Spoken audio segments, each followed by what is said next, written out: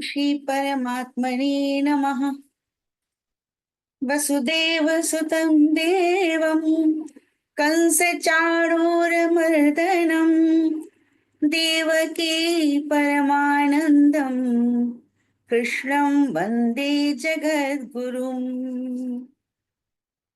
सर्वोपनिषदो गावो दोग्धा गोपालनन्दनः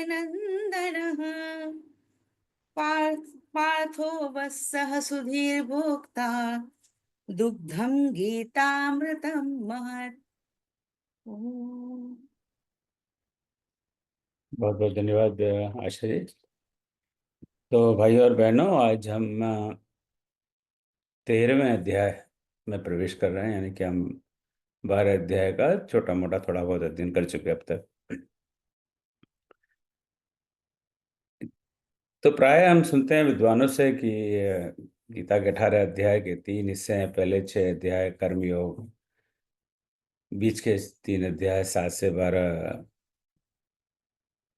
भक्ति योग, और 13 से 18 तक ज्ञान योग। अब पता नहीं भक्तों ने, विद्वानों ने कैसे इंडिया पाकिस्तान जैसी रेखा खींच दी। यहाँ पाकिस्तान खत्म होता है, अफगानिस्तान शुरू होता है। पर हो सकता है इसके पीछे सोच है कि ज्यादातर बातें भक्ति की है, बीच के 6 अध्याय में, अंत के 6 अध्याय में ज्यादातर बातें ज्ञान की हैं, पहले 6 में कर्म की हैं। चलो, वो एक विषय विद्वानों का है, तो हम उन विद्वानों पर ही छोड़ देते हैं। तो अगर उनकी इस बात से चल रहे हैं, तो आज हम ज्ञान योग में प्रवेश कर रहे हैं, 13वां जो अध्याय है। और ज्ञान तो होता ही कॉम्प्लिकेटेड है। तो जय 13वां, श्री कृष्ण वाल्टर। जय जैसे श्री कृष्ण।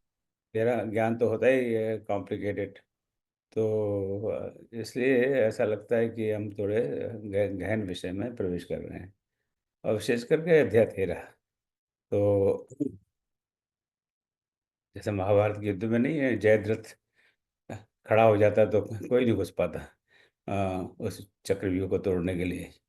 तो ये 13वां अध्याय का जो ऐसे ही लग रहा है जयद्रथ की तरह, कि या ज्ञान योग में घुसना है तो इस जयद्रथ को परास्त करना पड़ेगा। तो अगर जयद्रथ को आपने पार कर लिया, फिर तो पांडवों को कोई नहीं छोड़ सकता। तो हम 13वें अध्याय में बात करते हैं, आज थोड़ा प्रयास करते हैं समझने का।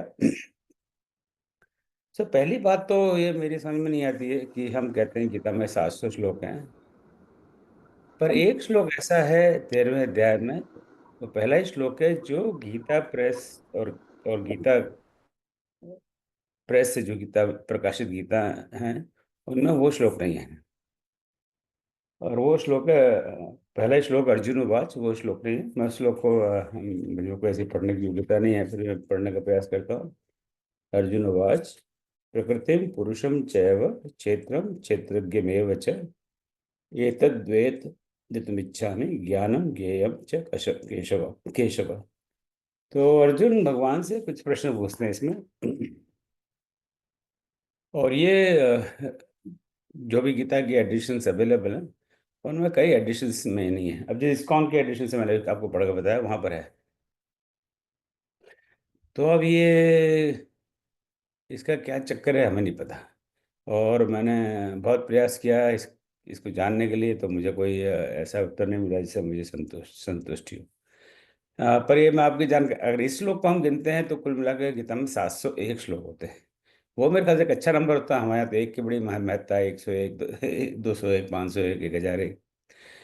तो पर जो भी है, तो अभी कभी कोई गीता में 700 श्लोक हैं तो आप थोड़ा चुनौती दे ही सकते हैं कि नहीं नहीं 701 है, देखो ये रहा 701 हो, थोड़ा मजा तो आएगा। So we don't know for sure whether this particular श्लोक, this particular verse is actually part of original Bhagavad Gita that भगवान Ved Vyas wrote. We don't know. I don't know. हो सकता है विद्वानों को बताओ, तो मैं आपके बस जानकार के लिए बता रहा हूँ।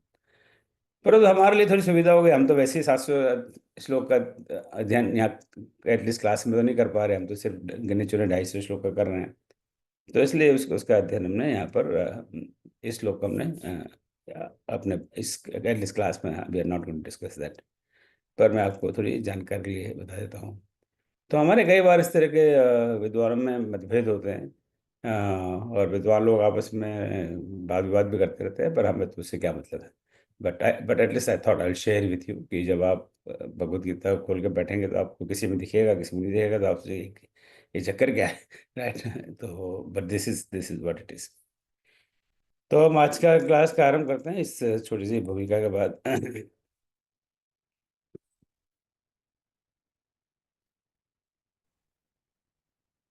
मैंने शुरू के जो ये क्लास शुरू हुई थी तो आई थिंक पहले पहले नहीं, दूसरी क्लास में, पहले मतलब हमने एक कोर्स के नीति नियम वगैरह पे बात की थी। दूसरी क्लास में इस बारे में मैंने विस्तार से चर्चा की थी, गीता के अध्याय में कितने श्लोक हैं, कितने श्लोक किसने कहे हैं, क्या है क्या है क्या है। तो वहाँ भी मैंने यह बात की थी, और कई पब्लिकेशंस को उदाहरण दिए थे कहाँ पर ये श्लोक है, कहाँ पे नहीं है, थिंग्स लाइक दैट। तो अगर इसमें थोड़ा विस्तार से जानना चाहे इस विषय में, तो अपने इस कोर्स की जो सेकंड वीडियो है उसमें I think should be there. तो आज गीता श्लोक वाचन के लिए हमने आदरणीय हैं भोपाल से विजय दुबे जी को और हैदराबाद से कामेश्वर जी का आमंत्रित किया है। तो पहले 5 श्लोक का विजय जी वाचन करेंगे, तब मैं विजय जी को आमंत्रित करता हूँ। मैं इसको स्लाइड शो के फॉर्म में रख दूँ फ्रॉम बिगिनिंग। हाँ हाँ, चल। तो विजय जी आपका स्वागत है। कृष्ण। जय पहले श्री श्लोक। कृष्ण। श्री भगवान उवाच इदं शरीरं कौन्तेय क्षेत्रमित्यभिधीयते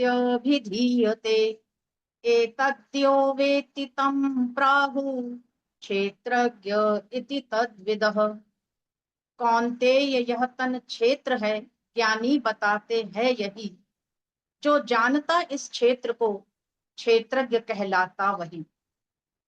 तो जैसे मैंने कहा कि इसके पहले एक श्लोक है जो कई एडिशंस में है, गीता प्रेस में नहीं है, कई में है, तो इसलिए इसको श्लोक नंबर 1 दे दिया। तो इससे वो भी कंफ्यूजन होता है, उसको एक कहें इसको एक कहें, तो हमने इस श्लोक नंबर 1 है। तो ये है, इस 13वें अध्याय का नाम है क्षेत्र क्षेत्रज्ञ विभाग योग। इसमें कुल मिला के 34 श्लोक है।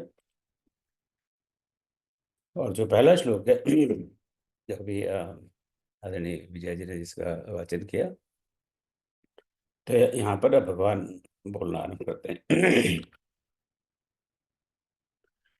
तो ये श्लोक तो कोई इतना मुश्किल नहीं है। इदम शरीरम कौन्तेय क्षेत्रम एति अभिधीयते इति संधि हम सीखे गए। एतत् यः वेत्ति तं प्राहुः क्षेत्रज्ञ इति तत्विदः। तो it's not that hard to understand. So Kaunteya, हे अर्जुन, इदम शरीरम क्षेत्रम इति अभिधीयते एतत् यः वेत्ति यत् तं क्षेत्रज्ञ इति तत्विद् प्राहुः। तो यहाँ पे 2 शब्द हैं, 2 पद है, वो इस चैप्टर के लिए बहुत महत्वपूर्ण है। और वो इसके शीर्षक में है, क्षेत्र क्षेत्रज्ञ। सो क्षेत्र क्या है और क्षेत्र क्या है। आप थोड़ा क्षेत्र हम बिल्कुल आरंभ में पहले अध्याय में देख चुके, धर्म क्षेत्र, कुरुक्षेत्र, समवेता सभा। सो थोड़ा बहुत हमने देखा है कि हाँ कुछ क्षेत्र कुछ सुन चुके हैं पहले। पर क्षेत्रज्ञ ये क्या है, ये क्या भला, ये आज पहली बार देख रहे हैं। सो कौन थे तब हाँ, अर्थ देखे शब्दों सब जानते हैं। तो क्षेत्रम यानी क्षेत्र, और क्षेत्र का एक अर्थ हम ले सकते हैं एक खेत और फील्ड। राइट, क्रिकेट का फील्ड है तो क्रिकेट का क्षेत्र। सो सम फिजिकल प्लेस जहाँ कुछ एक्टिविटी होती हो, वो क्षेत्र है। जैसे मेरा क्षेत्र यहाँ तक सीमित है। और हाँ, हम अपने यहाँ वो भी है ना, एक ज्योमेट्री में शब्द क्षेत्रफल। राइट, क्षेत्रफल, कि भाई कोई आयताकार है तो उस खेत है तो उसका क्षेत्रफल क्या है, या कोई सर्कल है, वृत्त है, उसका क्षेत्रफल क्या है, कि जो उसकी ज़मीन है उसके टोटल एरिया क्या है। एरिया को हम कहते हैं क्षेत्रफल। क्षेत्रफल इज मच बेटर वर्ड, क्योंकि उस क्षेत्र से क्या फलित होता है, क्षेत्रफल। और क्षेत्रज्ञ है, ज्ञ तो हम जानते हैं ज्ञान, ज्ञानी, ज्ञान जिसको उसका ज्ञान है। तो क्षेत्रज्ञ जो क्षेत्र का जिसको ज्ञान है वो क्षेत्रज्ञ है, यानी खेत को जानने वाला है, अगर क्षेत्र को हम खेत से कंपेयर करें। सो मोटा मोटा अर्थ यहाँ पर है, हम एक फिजिकल स्थूल रूप से दे दें कि जो क्षेत्र है वो कोई फिजिकल स्पेस है, कोई जगह है, कुछ क्षेत्रज्ञ है। हमारी माता बहनें गृहिणी हैं, रसोई में काम करती हैं, तो रसोई उनका क्षेत्र है। वैसे तो माता बहनों का तो सारा सारा घर ही उनका क्षेत्र है।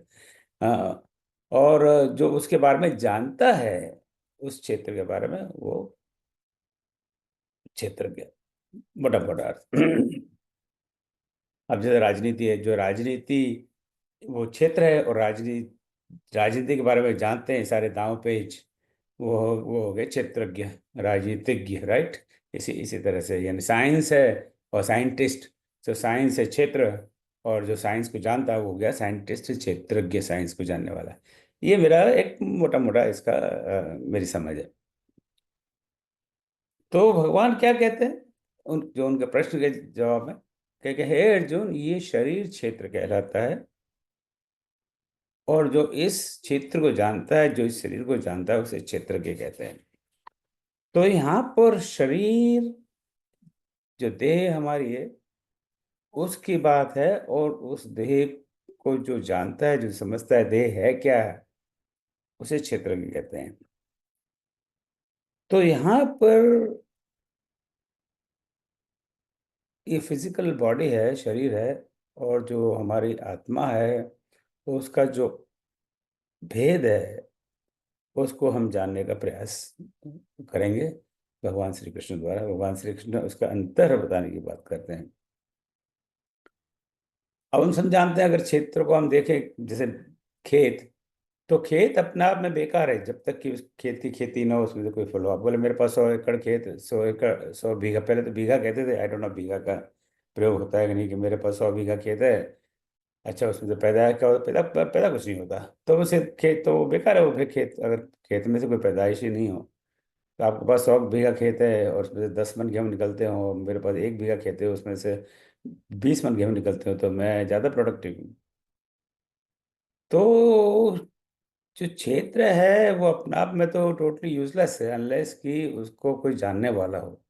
खेत है वो अपने आप में यूजलेस है, अनलेस कि उस खेत को समझने वाला हो, उस खेत को जानने वाला हो, उसका कोई क्षेत्रज्ञ हो, उसका कोई किसान हो।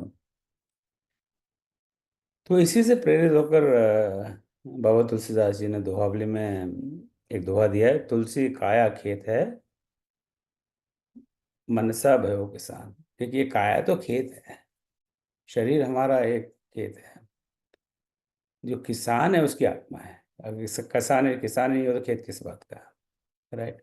बहुत बहुत अच्छी, करोड़ों रुपए लगा के एक साइंटिफिक लेबोरेटरी बना दीजिए, पर वहाँ साइंटिस्ट ही नहीं हो तो उस लेबोरेटरी का क्या होगा, बेकार है वो। साइंटिस्ट नहीं हो तो वहाँ वहाँ वहाँ मेरे जैसे घामड़ चला जाए तो वो लगे क्या है, तोड़ फाड़ करके और आ जाएगा। सो खेत की महत्ता है, क्षेत्र की महत्ता है, पर उससे ज़्यादा महत्वपूर्ण है उस खेत को जानने वाले की महत्ता, उस क्षेत्र को जानने वाले की महत्ता। कि मेरी ये ज़मीन है, इसमें इस तरह की का बीज डालना चाहिए, इतना पानी देना चाहिए, इस इतना पानी तब देना चाहिए, इसमें इसकी उपज होती है, उसकी उपज नहीं होती है, और जो भी जो भी सारी चीज़ें हैं। तो ये चैप्टर मैं थोड़ा ज़्यादा समय ले लिया इस श्लोक पर, क्योंकि थोड़ी भूमिका की इस तरह की मेरे ख्याल से आवश्यकता थी। तो इस ये चैप्टर, ये अध्याय इस क्षेत्र और क्षेत्रज्ञ के इर्द गिर्द आगे बढ़ता है, और हम थोड़ा सा समझने का आगे इसको प्रयास करेंगे। अब दूसरा श्लोक सुनते हैं। क्षेत्रज्ञं चापि मां विद्धि सर्वक्षेत्रेषु भारत। क्षेत्रक्षेत्रज्ञयोर्ज्ञानं यत्तज् ज्ञानं मतं मम। हे पार्थ, क्षेत्रों में मुझे क्षेत्रज्ञ जान महान तू। क्षेत्रज्ञ एवं क्षेत्र का सब ज्ञान मेरा जान तू। तो जैसे मैंने कहा कि एक, अगर हम पहला ये जो श्लोक था इसको थोड़ा समझ लें मन में कि इसके पीछे भाव क्या है, तो बाकी के श्लोक इसी के इर्द गिर्द घूमते हैं, तो उनमें हमें बहुत ज़्यादा समय नहीं लगेगा। सो क्षेत्रज्ञम चापि माम विद्धि सर्व क्षेत्र भारत। और मैं क्यों इस श्लोक को पढ़ रहा हूँ, आपने पढ़ लिया। सो भगवान कहते हैं, हे भारत, हम कई बार देख चुके हैं, अर्जुन को भगवान भारत करके संबोधित करते हैं। सर्व क्षेत्र क्षेत्रज्ञम अपि च माम विद्धि क्षेत्र क्षेत्रज्ञ हो यत् ज्ञानम तत् ज्ञानम मम मतम। एक भी शब्द ऐसा नहीं है जिसको हम नहीं जानते हो। क्षेत्रज्ञ हम देख ही चुके हैं, क्षेत्रज्ञ हो, क्षेत्र और क्षेत्रज्ञ का। सो भगवान स्पष्ट करते हैं कि तो इसके पहले कंफ्यूज हो कि हे भारत, सब क्षेत्रों का ज्ञाता तुम मुझे ही जानो। तुम कोई भी क्षेत्र ले लो, चाहे उसको फिजिकल खेत ले लो, या पॉलिटिक्स ले लो, या साइंस ले लो, या या लिटरेचर ले लो, जितने भी जितने भी जितने भी फील्ड्स है, अगर आप एक लूजली अंग्रेजी में ट्रांसलेट करें तो फील्ड, अब क्षेत्र का क्या होगा अंग्रेजी, हालांकि कई शब्दों को अंग्रेजी में अनुवाद करना बहुत मुश्किल है। तो जितने भी फील्ड्स हैं उन सब का ज्ञाता तुम मुझे ही जानो। तो इधर उधर भटकने की आवश्यकता नहीं है, मुझे ही सब क्षेत्रों का ज्ञाता जानो, यानी मैं ही क्षेत्रज्ञ हूँ। अभी हमने थोड़ी देर पहले देखा कि क्षेत्रज्ञ क्षेत्र का ज्ञाता, और जो सभी क्षेत्रों का ज्ञाता मैं हूँ। तो सब क्षेत्रों का ज्ञाता तुम मुझे ही समझो, यानी जितने भी शरीर हैं। अब शरीर जस्ट, जैसे मैंने कहा, मेरा इंटरप्रिटेशन वैसा है हालांकि इस चैप्टर शरीर, फिजिकल शरीर पर ही ज़्यादा केंद्रित करता है, पर और भी जितने भी क्षेत्र हैं जो फिजिकल शरीर नहीं है, उन सबका ज्ञाता मैं हूँ। I know everything. क्षेत्र और क्षेत्र को जान लेना ही ज्ञान है, ऐसा मेरा मत है। तो ज्ञान की, अब जैसे मैंने कहा ना शुरू में कि यहाँ से ज्ञान योग का आरंभ है, चैप्टर 13 से, ऐसा विद्वान लोग कहते हैं, मैं नहीं कह रहा। तो ज्ञान की ये परिभाषा यहाँ भगवान दे रहे हैं कि ज्ञान क्या है। तो ज्ञान की परिभाषा है कि क्षेत्र को जानना और क्षेत्रज्ञ को जानना, पॉलिटिक्स को जानना और पॉलिटिशियन को जानना, खेत को जाना और खेत के किसान को जाना, इन दोनों का ज्ञान होना चाहिए। यानी कि इस संसार को जानना, शरीर का जानना आवश्यक है, पर उतना ही आवश्यक है कि शरीर के जानने वाले ने भगवान को जानना। यानी शरीर को जान लिया तो आप, ठीक है, हमारे परिवार में, आपके परिवार में बहुत अच्छे डॉक्टर हैं, सारे शरीर के बारे में सब कुछ जानते हैं, कितनी हड्डियां हैं और आंत कहाँ है और फेफड़ा कहाँ है और वगैरह वगैरह वगैरह। तो क्षेत्र के बारे में जानते हैं, पर क्षेत्र के बारे में कितना जानते हैं हमें नहीं पता। तो उनका ज्ञान बड़ा लिमिटेड है।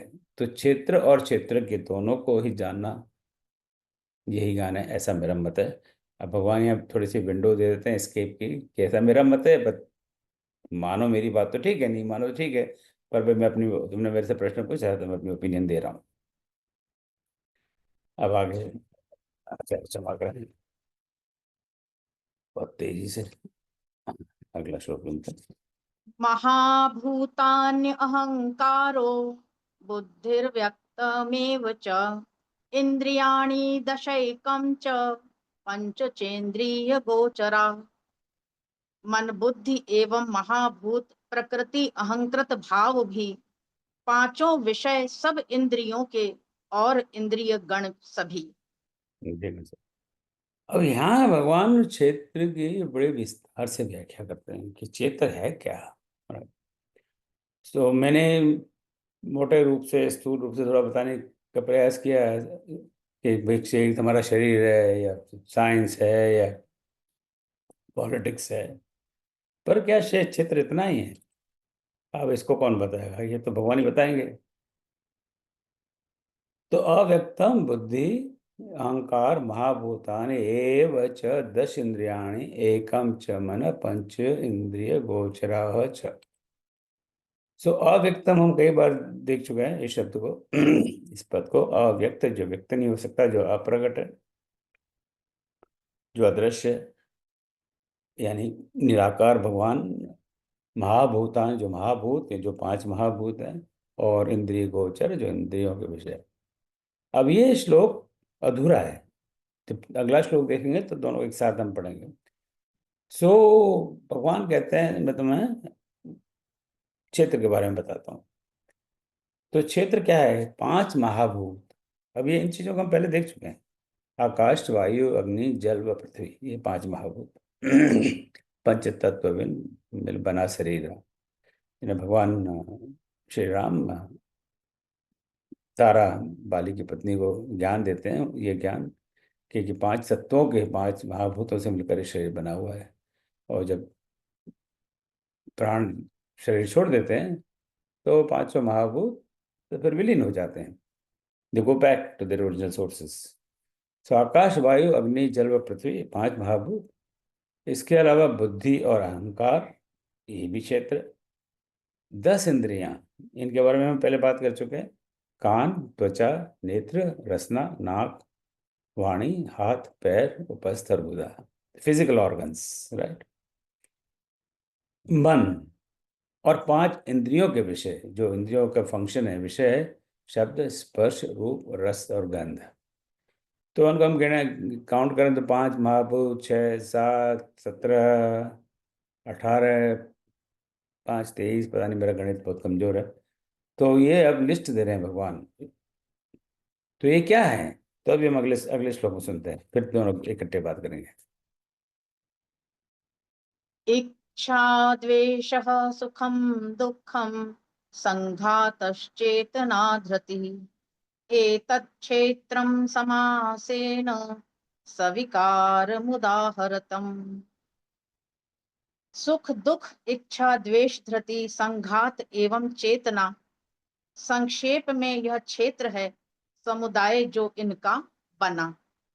तो संक्षेप में ये थे, मैं तुमको संक्षेप में बता रहा हूँ। अगर डिटेल में चाहिए तो फिर महाभारत का युद्ध होता है, वो खत्म हो जाए, उसके बाद में आना। अभी अपने पास इतना टाइम नहीं है, ये ब्रीफ है।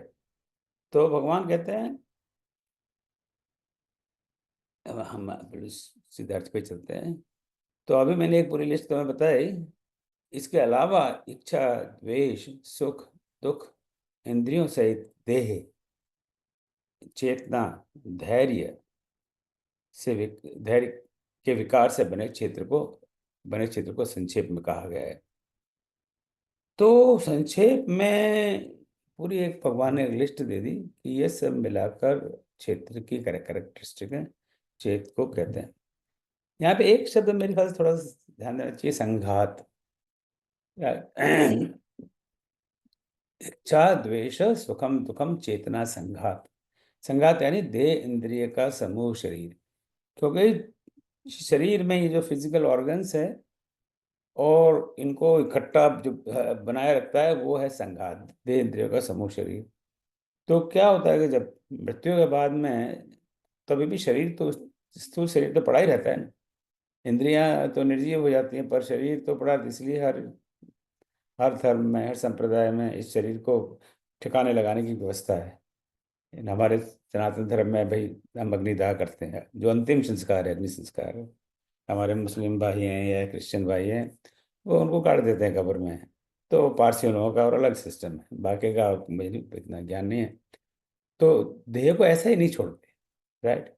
क्योंकि अभी भी जिसने सारे इंद्रियों को जोड़ रखा था, वो अब मृत्यु के बाद भी वो शेष पड़ा रहता है, वो है संघात। तो इन दो श्लोक में, श्लोक 5 और 6 में, भगवान देह की कैरेक्टरिस्टिक्स, देह के जो लक्षण हैं, उसके बारे में, जैसे उन्होंने स्वयं ने कहा, बड़े संक्षेप में बात करते हैं। अब एक और श्लोक सुन लेते हैं विजय जी से। अध्यात्म ज्ञान नित्यत्वं तत्व ज्ञानार्थ दर्शनम् एतज्ज्ञानमिति प्रोक्तम् ज्ञानम यद तो अन्यथा। अध्यात्म ज्ञान व तत्व ज्ञान विचार, यह सब ज्ञान है, विपरीत इनके और जो कुछ है सभी अज्ञान है। जय श्री कृष्ण। अब भगवान ने भी थोड़ी देर पहले हमें बताया था कि ज्ञान क्या है। ज्ञान की थोड़ी परिभाषा देते ना। ज्ञान वह है क्षेत्र को जाना और क्षेत्रज्ञ को जानना, ये ज्ञान है। ये एक हमने 5 मिनट पहले इस परिभाषा को देखा था। अब फिर वे आगे बढ़ते हैं इस बारे में, और हमें इस बारे में बताते हैं ज्ञान क्या है और ज्ञान की परिभाषा क्या है, और जो ज्ञान नहीं है वो अज्ञान है। सो अध्यात्म ज्ञान नित्यत्वम तत्व ज्ञान अर्थ दर्शनम एतत् ज्ञानम इति प्रोक्तम अज्ञानम यत् अतः अन्यथा। सो अध्यात्म ज्ञान नित्यत्वम, अध्यात्म ज्ञान में नित्य स्थिति। तत्व ज्ञान अर्थ दर्शनम, तत्व ज्ञान के अर्थ को ही देखना, बाकी ये सब भी सरल है। सो ये श्लोक थोड़ा सा गहन श्लोक है। सो यहाँ पर भगवान ज्ञान की फिर से आगे व्याख्या हम बता रहे हैं। अध्यात्म ज्ञान में नित्य स्थिति, यानी अध्यात्म में सदा मन लगाए रखना। वो ज्ञान है। तत्व ज्ञान के अर्थ रूप में परमात्मा को देखना, और तत्व ज्ञान यानी भगवान का ज्ञान या सच्चिदानंद का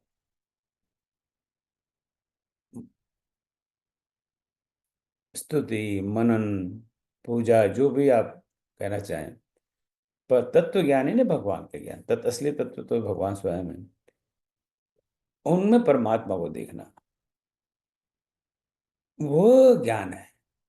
तो ये ज्ञान है। तो ज्ञान क्या है? जो अध्यात्म ज्ञान में नित्य स्थिति, यानी अध्यात्म को जानना, आत्मा को जानना, आत्मा को समझना, ये ज्ञान है।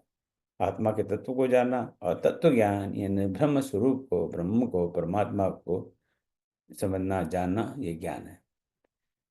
तो क्या ज्ञान नहीं है? जो ये नहीं है वो अज्ञान है, राइट। तो वो तो जो सच नहीं है वो झूठ है, राइट। जो पाप नहीं है वो पुण्य है। तो ये तो जो हम लोग कहते हैं गणित में, बाइनरी 0 1, बिजली या तो चल ऑन है या ऑफ है, बीच है नहीं कि बिजली आधी बिजली चल रही है, आधी या तो चलता है या नहीं चलता है। तो ज्ञान और अज्ञान यानी ज्ञान की जो परिभाषा है, थोड़ा सा आगे यहाँ पे भगवान हमें बताने का प्रयास कर रहे हैं। अब हम आगे कामेश्वर जी से अगला श्लोक सुनते हैं।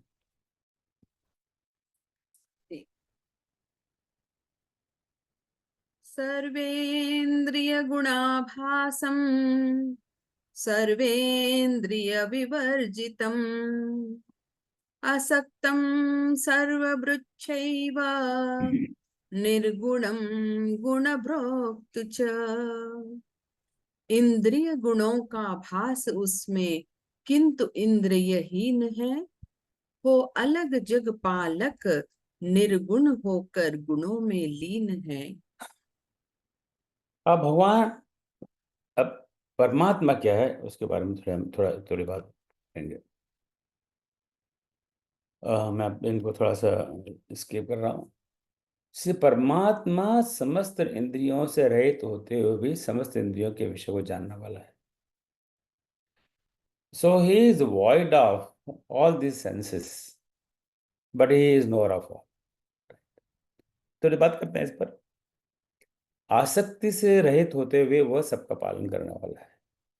उसको आसक्ति नहीं है, पर पालन वो सबका करता है। निर्गुण होते हुए वो गुणों को भोगने वाला है। सो ये बड़ा कॉन्ट्रडिक्टरी श्लोक लगता है। कई बार कई श्लोक ऐसे होते हैं ना इस गीता में, जो जिसमें आपस में विरोधाभास है।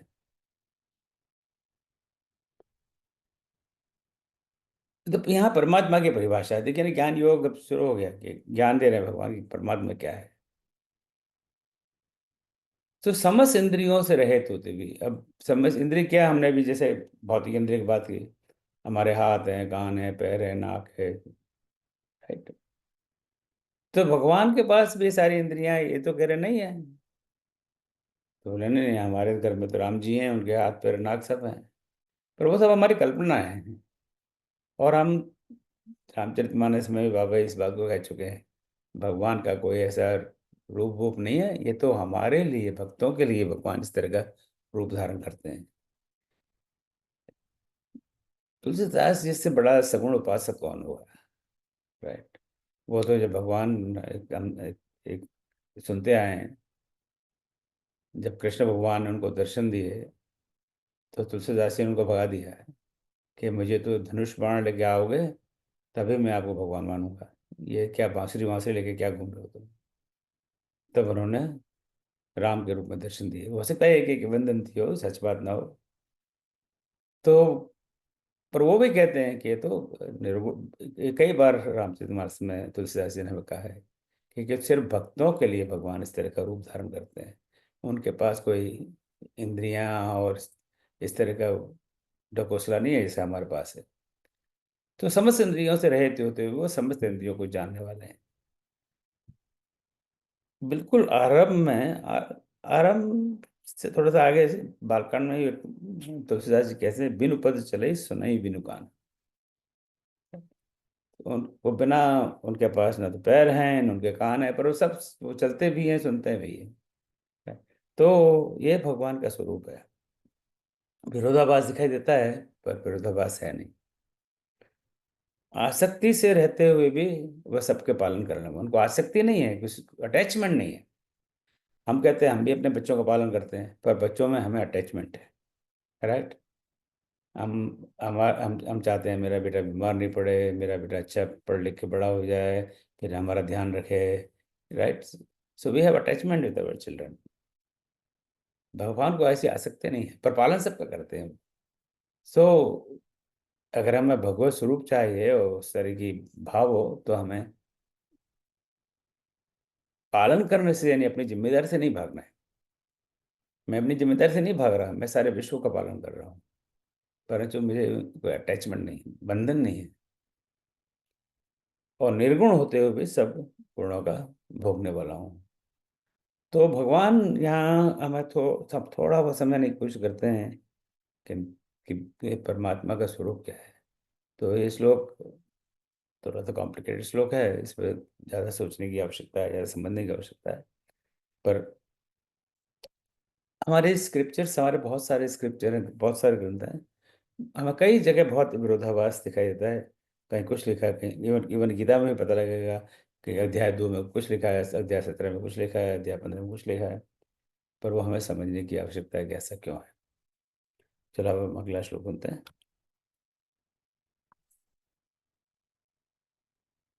पुरुषः प्रकृतिस्थो हि भुङ्क्ते प्रकृतिजान् गुणान् कारणं गुणसङ्गोऽस्य सद्यो निजन्मसु। रहकर प्रकृति में नित्य पुरुष कर्ता प्रकृति गुण भोग है, अच्छी बुरी सब योनियां देता यही गुण योग है। तो अब भगवान यहाँ पर हमें प्रकृति के बारे में बता देंगे, प्रकृति क्या है, बड़े संजय में। आप जो हम काफी श्लोक स्किप कर रहे हैं, जो आप हम स्वयं पढ़ेंगे। सो प्रकृति जान, यानी प्रकृति से जनित, यानी प्रकृति से उत्पन्न, गुण संग, गुणों का संग, that we have seen before, बाकी शब्द हम जानते हैं। सो प्रकृति में स्थित पुरुष, यानी हम लोग, प्रकृति से उत्पन्न गुणों का भोग करता है। सो प्रकृति क्या है? प्रकृति is this Maya which he has created. भगवान है जो जो प्रकृति बनाई है, जो हम देख रहे हैं। यहाँ ये पेड़ है, यहाँ मकान है, ये गाय जा रही है, यहाँ भैंस बैठी हुई है, राइट। यहाँ पे सर्कस चल रहा है, यहाँ सलमान खान आ रहा है, यहाँ मोदी जी आ रहे हैं, आदरणीय मोदी, आदरणीय मोदी। ये सब प्रकृति है जो भगवान ने माया बनाई हुई है, और उसमें हम लोग स्थित हैं, right. We are part of it, और हम इसी प्रकृति उत्पन्न गुणों का भोग करते हैं, राइट। इसी प्रकृति में उत्पन्न हुआ बढ़िया बढ़िया गेहूं हुए, चावल हुए, गन्ना हुआ, उनसे हमारी माता बहनें बहुत बढ़िया बढ़िया मिठाई बनाती हैं, खाना बनाती हैं, उनका हम भोग करते हैं। ये प्रकृति से उत्पन्न है। इन प्रकृति से उत्पन्न सब चीज़ों का हम भोग करते हैं। कई बार अच्छी चीज़ें, कई बार अच्छी चीज़ नहीं है। लोग सिगरेट पीते हैं, मीट खाते हैं, ये सब भी करते हैं। जो प्रकृति में स्थित पुरुष प्रकृति से उत्पन्न गुणों का भोग करते हैं और भोग करता है। जो जो प्रकृति है वो एक माया है, वो एक जड़ है। जो प्रकृति से उत्पन्न, इस पे हम पहले भी बात कर चुके हैं और बाद में बात करेंगे। जो 3 गुण है, गुण का मतलब 3 गुण, जो सतोगुण, रजोगुण और तामसी गुण, उन तीनों गुणों से जो उत्पन्न वस्तुओं का हम लोग भोग करते हैं। कोई सतोगुणी है, कुछ रजोगुणी है, कोई तमोगुणी है, और हम सब लोग आई थिंक किसी कोई एक तरह का मिक्स है। 50% ये, 20% ये, 30% ये। I think we have talked about it earlier. फिर दोबारा इस पर हम विस्तार से अगले एक अध्याय में बात करेंगे, मुझे याद नहीं आ रहा कौन सा अध्याय है। गुणों में आसक्ति के कारण वो अच्छी और बुरी योनियों में जन्म लेता है। तो चूंकि हमें आसक्ति रहती है इन गुणों में, चाहे सतोगुण में, चाहे रजोगुण में, उसी प्रकार हमारा भिन्न भिन्न योनियों में जन्म होता है। तो हमारा जन्म क्यों होता है? क्योंकि हमारी आसक्ति रहती है। और अगर अच्छे गुणों में हमारी आसक्ति है, तभी भी हमारा जन्म होगा, तब शायद अच्छा जन्म हो, अच्छे घर में जन्म हो, फिर से मनुष्य का जन्म। और बुरे गुणों में आसक्ति है तो हमारा बुरे परिवार में जन्म हो, या फिर छिपकली का या इस तरह का कोई जन्म हो। तो अगर वो आसक्ति ना हो, तभी हम मोक्ष को प्राप्त कर सकते हैं। तो इनडायरेक्टली भगवान यही कहते हैं कि आसक्ति मत रखो गुणों में। आसक्ति रखोगे, भला मेरी तो अच्छी सारी आसक्ति है, मैं अच्छी अच्छी बातें भजन करता हूँ भगवान का, और बस बिल्कुल प्योर वेजिटेरियन खाना जाता हूँ, हर कुंभ मेले में जाता हूँ, राइट, हर एकादशी करता हूँ, तो वो सब ठीक है, पर तुम्हारी उसमें आसक्ति है, in ultimately that's also an attachment, right. हमें ये बात कई बार रियलाइज नहीं होती, अगर कब आपकी कोई एकादशी छूट गई तो बड़े दुखी होते हो, अरे भगवान मेरी एकादशी छूट गई, डॉक्टर ने, मैं बीमार था, डॉक्टर कहा नहीं तुमको तो दवाई लेनी ही पड़ेगी, मेरी एकादशी भंग हो गई, मैं पिछले 50 साल से भी एकादशी करता था। वो भी एक अटैचमेंट है, एकादशी से भी इतना अटैचमेंट मत करो, that's also attachment. So don't have that kind of attachment. So यही भगवान हमें प्रकृति के बारे में बताते हैं और अटैचमेंट के बारे में बताते हैं। चलिए अगला श्लोक सुनते हैं। समं सर्वेषु भूतेषु तिष्ठन्तं परमेश्वरं विनश्यत्स्वविनश्यन्तं यः पश्यति स पश्यति। अविनाशी, नश्वर, सर्वभूतों में रहे समनित्य ही, इस भांति ईश्वर को पुरुष जो देखता देखे वही। और यहाँ भगवान बहुत इंटरेस्टिंग बात करते हैं, लेट्स जस्ट सी। सो यहाँ एक शब्द है जो महत्वपूर्ण है, वो है विनश्य। सो विनाश तो हम जानते हैं, राइट, विनाश हिंदी में कहते हैं इसका विनाश हो गया, तो नाश होना, नष्ट होना, नष्ट होते हुए। और यहाँ पर इसका कॉन्टेक्स्ट के बार बार नष्ट हुए, ये repeatedly you see that being destroyed. अविनिश्चितम, तो जो अविनाश है ना, जिसका विनाश, नाम नाम भी होता है, कई लड़कों का नाम, पुरुषों का नाम होता है अविनाश। क्या नाम है भाई? अविनाश, यानी जिसका नाश नहीं हो। Other words you all know. तो जो इस नाशवान चराचर जगत में सब प्राणी में संभाव से अविनाशी परमेश्वर को देखता है, वही यथार्थ में दिखता है। सो हम कह रहे हैं हमें सब ये दिख रहा है, हमें दिख रहा है, ये बाइक गाय जा रही है, ये मकान है, पड़ोसन निकल रही है, नई कार आई है, हमें सब दिखता है, पर वास्तव में दिखता है, right? Are we really seeing? So देखना क्या है, व्हाट इज, जो अभी चॉइस क्षेत्र की उन्होंने बात की, उसमें से एक था देखना। तो वास्तव में देखना क्या है? जो नाशवान चराचर जगत में, ये जो जगत है ये तो नाशवान है और बार बार नाशवान है। जो इस नाशवान चराचर जगत में सब प्राणी में संभाव से परमेश्वर को दिखता है।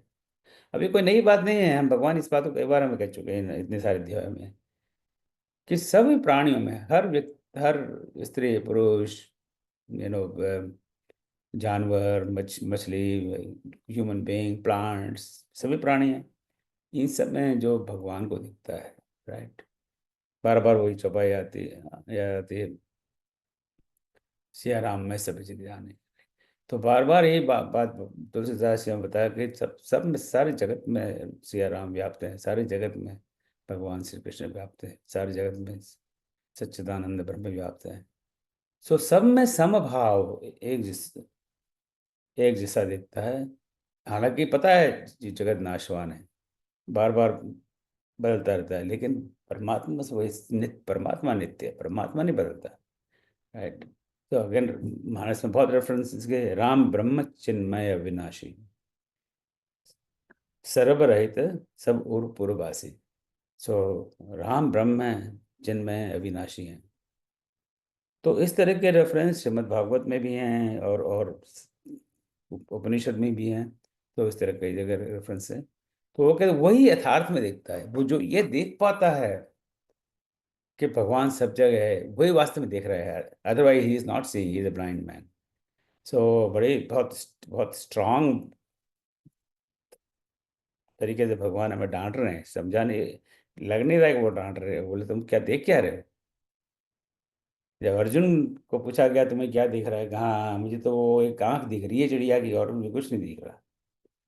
बोले पेड़ दिख रहा है, नहीं दिख रहा, मैं दिख रहा हूँ, नहीं दिख रहा, और युधिष्ठिर दिख रहा है, नहीं दिख रहा, तो क्या दिख क्या रहा है? बस सिर्फ चिड़िया की आंख। तो वही यथार्थ में देख रहा है, इसलिए वो सबसे बड़ा धनुर्धर इतिहास में बना। तो यथार्थ में देखने का मतलब है भगवान को देखना, सब जगह प्राणियों में, सब प्राणियों में संभाव से। अगला श्लोक और सुनते हैं। अनादित्वान् निर्गुणत्वात् परमात्मायमव्ययः शरीरस्थोऽपि कौन्तेय न करोति न लिप्यते। यह ईश अव्यय निर्गुण और अनादि होने से सदा करता न होता लिप्त है, रह देह में भी सर्वदा। यहाँ फिर भगवान परमात्मा के स्वरूप के बारे में बात करते हैं। जैसे मैंने कहा ना कि ज्ञान योग है ये। अब इसका जो पहला पद है तो देख के आपने पढ़ लिया कामेश्वर जी से, मैं तो पढ़ने की हिम्मत भी नहीं करूँगा, कितना लंबा चौड़ा देखिए ना। तो अनादित्वात् निर्गुणात्वात् परम आत्मा अयम अव्यय, 1 2 3 4 5 6, ये क्विज में आएगा अगले बार। मैं पेपर लीक कर रहा हूँ, अगले क्विज में क्वेश्चन आएगा कि इस पद में कितने पद हैं। तो तो कई कई जगह ऐसा है कि पूरी के पूरी पंक्ति एक पद में है, और पद, हालांकि मुझे उस पद शब्द पसंद नहीं है कि 6 पद को मिला दिया तो वो एक पद कैसे हुआ, कुछ उसका कुछ और अलग से शब्द होना चाहिए। कई विद्वानों को पूछा है पर मुझे कोई उत्तर नहीं मिला। आपको पास कोई उत्तर हो तो बताइएगा। जब 6 पद को एक साथ मिला दिया, इतना लंबा चौड़ा पद हो गया, तब उसको हम कैसे कह सकते हैं ये एक पद है, ये तो इसमें 6 पद हैं, तो उसको हमें क्या कहना चाहिए? ये सामासिक पद कहेंगे सर। हाँ, सामासिक पद। तो ये सामादिक पद है, पर यहाँ संधि हुई तो और मुश्किल। शरीरस्थो कौन्तेय न करोति न लिप्यते। तो अब इसको समझ लेते हैं कि परमात्मा अनादि और निर्गुण होने से शरीर में स्थित होते भी स्वयं ना तो कुछ करता है ना ही वह लिप्त होता है। तो अभी थोड़ी देर पहले भगवान ने कहा था कि भगवान का स्वरूप तो निर्गुण है, पर निर्गुण होने के बावजूद भी वो हमारे शरीर में है, हमारे अंतर अंतर में है। अभी थोड़ी देर पहले मैंने एक चौपाई पढ़ी थी मानस की, सबकी ओर में।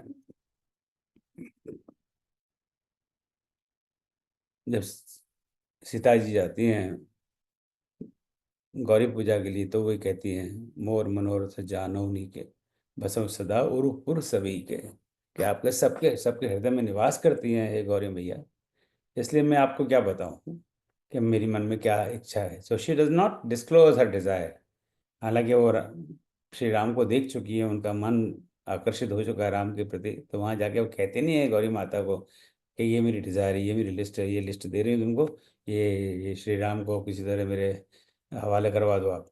She doesn't say that. वो कहते हैं मोर मनोरथ, मेरे तो मनोरथ का जो मन में जो मेरी इच्छा है उसको आप जानती हैं, क्योंकि आप सबके हृदय में वास करती हैं।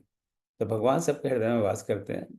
वे अनादि हैं, ना तो उनका कोई जन्म है ना उनका कोई अंत है। वो स्वयं ना तो कुछ करते हैं ना किसी से लिप्त होते हैं। वो लिप्त होने वाली बात again, not getting attached to anything, he does everything. स्वयं वो स्वयं नहीं करते, पर वो कर हमारे शरीर जो हमको देह उन्होंने दिए उससे वो करवाते हैं। शायद हमारे अंदर शरीर दिया, बाद में हाथ है पैर है। अब हाथ पैर हम कैसे चल रहे हैं? कि भगवान ही तो करवा रहे हैं, तो अपने आप तो हम हाथ नहीं चला रहे। भगवान ही तो मैं करवा रहे हैं, उसके वजह से मैं आपसे बात कर रहा हूँ, और आप भगवान करवा रहे हैं उससे आप सुन रहे हैं। पर वो स्वयं इसकी कोई क्रेडिट नहीं लेना है। वो जब वे कहते हैं मैं स्वयं कुछ नहीं करता, इसका मतलब भगवान कहते हैं कुछ करो पर उसकी क्रेडिट मत लो, ये नहीं कि मैंने ये किया। भगवान स्वयं करते हैं पर वो क्रेडिट उनको नहीं चाहिए। क्रेडिट लेने लेते ही यू गेट अटैच्ड। जैसे क्रेडिट आ गया वैसे अटैचमेंट आ गया, और जैसे अटैचमेंट आ गया वैसे क्रेडिट लेना शुरू। अब आज का एक अंतिम श्लोक सुनते हैं। यथा प्रकाशत्येकः कृत्स्नं लोकमिमं रविः क्षेत्रं क्षेत्री तथा कृत्स्नं प्रकाशति भारत। जो एक रवि संपूर्ण जग में तेज भरता है सदा, यों ही प्रकाशित क्षेत्र को क्षेत्रज्ञ करता सर्वदा। तो हम हरि गीता का ये सब श्लोक पढ़ रहे हैं। थैंक यू कामेश्वरी जी। हरि गीता के श्लोक पढ़ रहे हैं। इससे बड़ा जो गीता संस्कृत के श्लोक को समझने में बड़ी आसानी रहती है।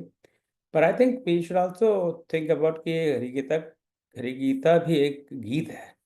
सो वो भी मेरे ख्याल से गाया जा सकता है। हालांकि आप मुझे अच्छा गाया, आप कह रहे हो तो गा के सुनाओ। अब मैं अभी गाऊंगा तो आप सब लोग भाग जाएंगे, फिर भी आई कैन ट्राई। जो एक रवि संपूर्ण जग में तेज बरता है सदा, यों ही प्रकाशित क्षेत्र को क्षेत्रज्ञ करता सर्वदा। कोई भागा नहीं कि आप में बड़ा धैर्य है। So we should try to sing it, I think ज़्यादा आनंद आएगा। सो यहाँ पे भगवान अंत में समझाते हैं अर्जुन को, हे अर्जुन, हे भारत, तो जैसे एक अकेला सूर्य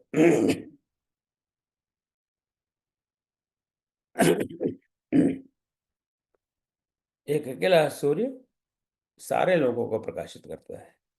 तो जो भी जो जिसको कहते हैं हम solar system, right, solar system का हिंदी का सौरमंडल, राइट।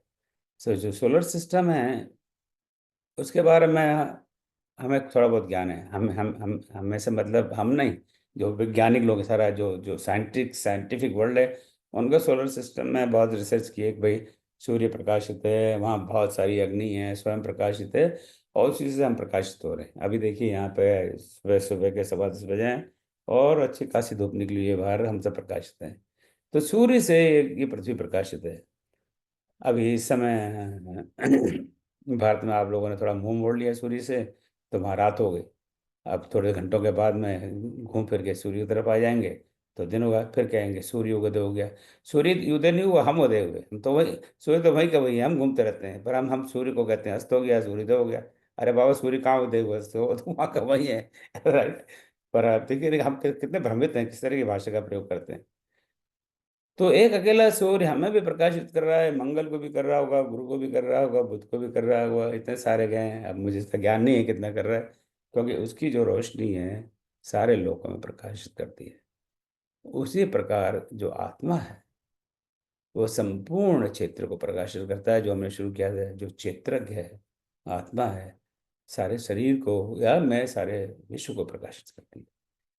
तो ये क्षेत्र और क्षेत्रज्ञ के बारे में, जो soul is light, of universe, soul is the light.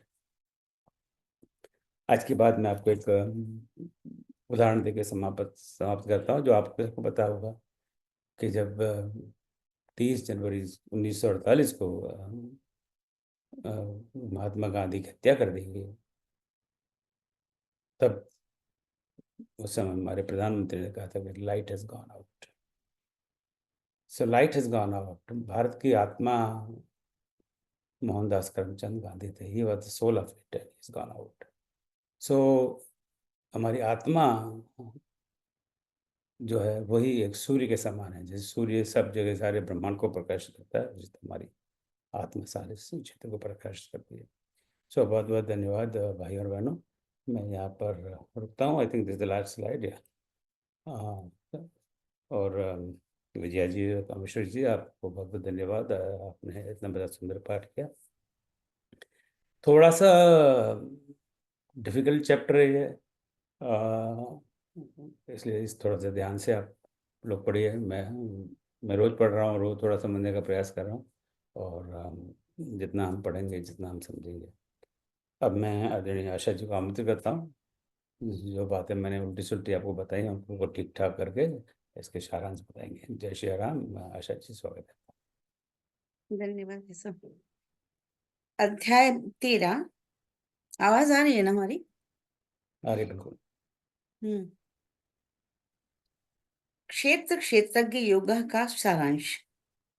34 श्लोकों के इस अध्याय के आरंभ में प्रथम श्लोक में ही क्षेत्र यानी शरीर और क्षेत्रज्ञ अर्थात आत्मा के विषय में बताया गया है, भगवान ने बताया। दूसरे ही श्लोक में भगवान स्वयं को ही सभी क्षेत्रों में क्षेत्रज्ञ बताते हुए परमात्मा और आत्मा की एकता बताते हुए क्षेत्र क्षेत्रज्ञ ज्ञान को ही असली ज्ञान बताते हैं।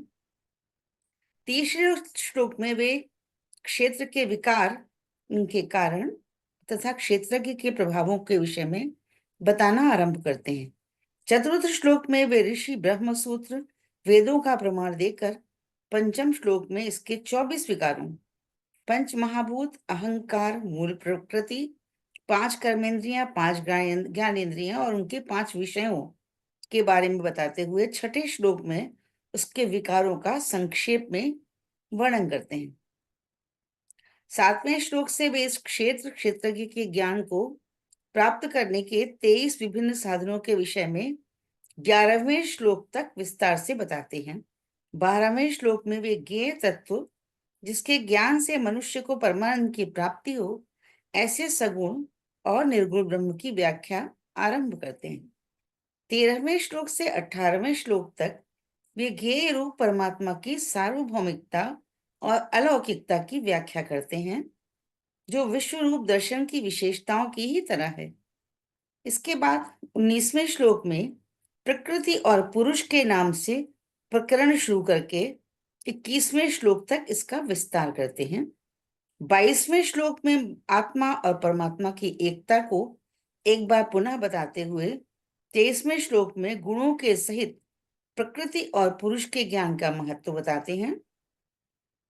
24वें और 25वें श्लोक में भगवान परमात्म साक्षात्कार के विभिन्न उपायों को बताते हैं। 26वें श्लोक में क्षेत्रज्ञ के संयोग से समस्त स्थावर जंगम प्राणियों की उत्पत्ति बताते हैं। 27वें तथा 28वें श्लोक में वे परमेश्वर को समभाव और नाश रहित देखने वाले को परम गति प्राप्त होने की बात कहते हैं। 29वें श्लोक में प्रकृति द्वारा ही सभी कर्मों के होने की बात करते हुए 30वें श्लोक में वे परमात्मा को सभी प्राणियों में पृथक पृथक भाव से देखने वाले को परम ब्रह्म की प्राप्ति का अधिकारी बताते हैं। 31वें से 33वें श्लोकों में भगवान अविनाशी परमात्मा के निर्गुण अनादि सर्वव्यापी बताते हुए उसकी निर्लिप्तता को बताते हैं तथा उसकी उपमा सूर्य से देते हुए उसे उसकी ही भांति संपूर्ण जगत को प्रकाशित करने वाला बताते हैं। 34वें श्लोक में भगवान क्षेत्रज्ञ के भेद को और कार्य सहित प्रकृति से मुक्त होने के विषय में ज्ञान को जानने वाले महात्मा जनों को परम ब्रह्म परमात्मा की प्राप्ति होती है, ऐसा कहकर वे इस अध्याय का उपसंहार करते हैं।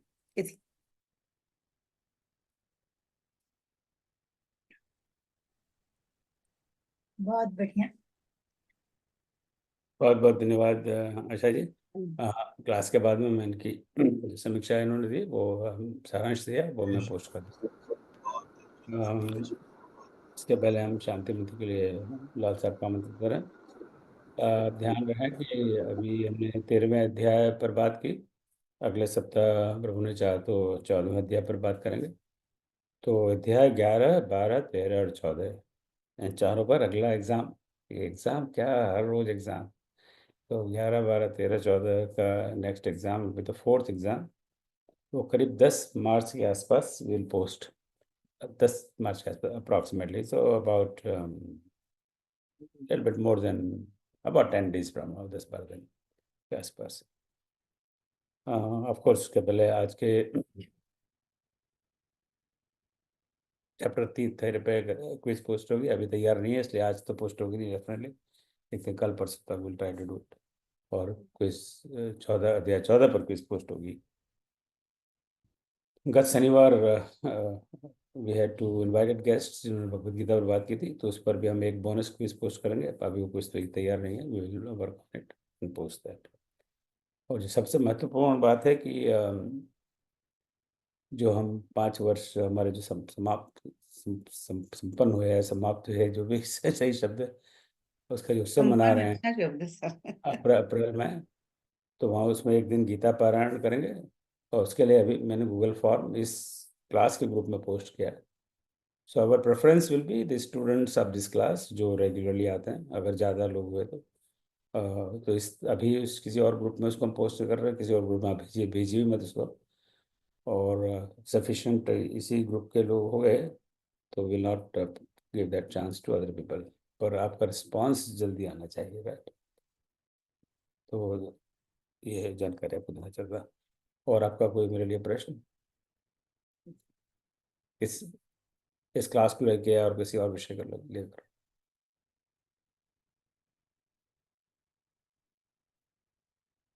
चलिए, कोई प्रश्न नहीं है तो बहुत ही बढ़िया। हम लाल साहब को आमंत्रित करते हैं शांति मंत्र के लिए। लाल साहब, जय श्री राम। ॐ सर्वेषां स्वस्तिर्भवतु, सर्वेषां शान्तिर्भवतु, सर्वेषां पूर्णं भवतु, सर्वेषां मङ्गलं भवतु। ॐ सर्वे भवन्तु सुखिनः, सर्वे सन्तु निरामयाः,